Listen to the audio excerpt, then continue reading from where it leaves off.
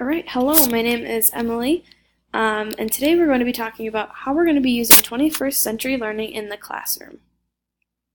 So what exactly is 21st century learning? It is learning that is focused more on how students learn rather than exactly what they are learning.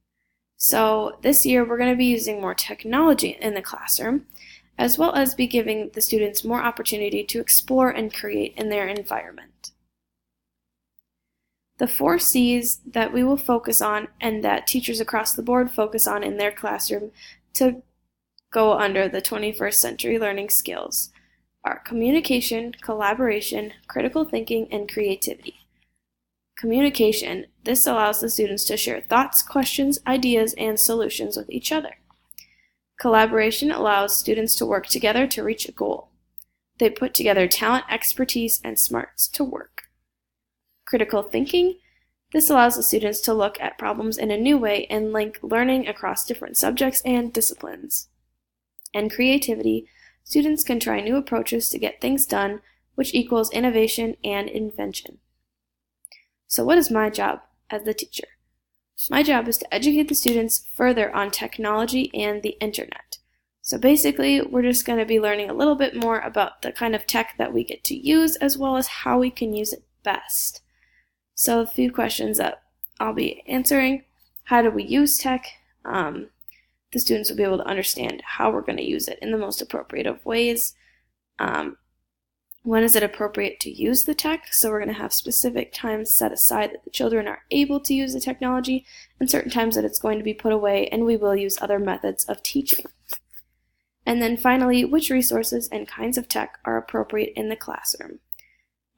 We will also be going over this with the children so they will understand which kinds of resources they can use on their technological devices, as well as when it is appropriate for them to use that. How will we be using tech in the classroom this year? So each student is going to be provided with an iPad from the school. They will be given a sheet that they, as well as you guys, as their caretakers, will be able to sign and go over a couple of rules and regulations for the use of these technological devices. Students will be given in class specific times set aside for use. Again, they will be put away when it is not necessary for them to be used. They can bring these home, which they're going to be able to use for our flipped classroom, which is going to be described in the next couple of slides.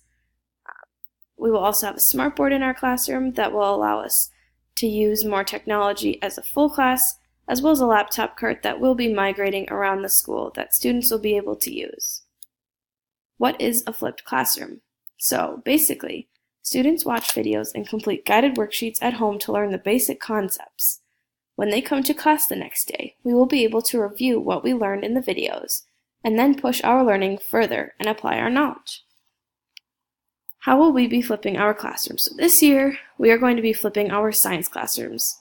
In order to do this, I'm going to be creating videos and PowerPoint similar to the one that you are watching right now, and then assigning them to students via emails or a classroom site.